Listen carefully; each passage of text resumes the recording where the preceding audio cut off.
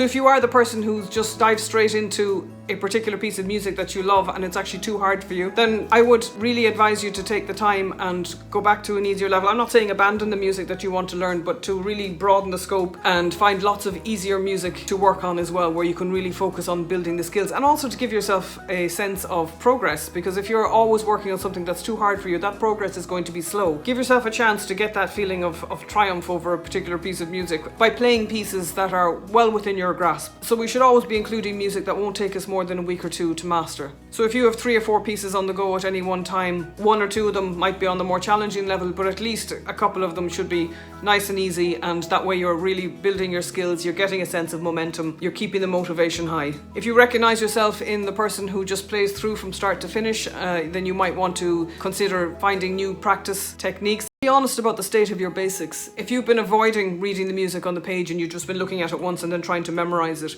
or you've been trying to memorize the rhythm rather than actually working it out on the page, or your practice consists entirely of the piece that you're working on and you never do scales or broken chords or anything like that, then you probably need to start including those in your practice more, and also doing the hard work of reading the music on the page in front of you rather than just trying to commit it to memory from the beginning. At each stage along the way, there are skills that you need to pick up, whether it's just reading a certain range of notes or understanding a certain level of rhythm. So as you go along, try to master those so that when you move to the next level, you're bringing that foundation with you and building on it. I often hear of young students who do fine up until about grade 2 or grade 3, early intermediate level, and then everything starts to fall apart, because up to a certain point they're able to do things by memory and just by observation, and they haven't really been engaging with the written music. There comes a point then when the music is too complex to learn by watching what the teacher is doing or just by memorizing it as they go along, and the cracks begin to show. So that's true for all of us. As you go along, make sure that you're doing the work on the basics as you meet them, so that you don't end up slowing yourself down and having a lot of backlog to catch up on as you move to a higher level. And finally, I want to suggest that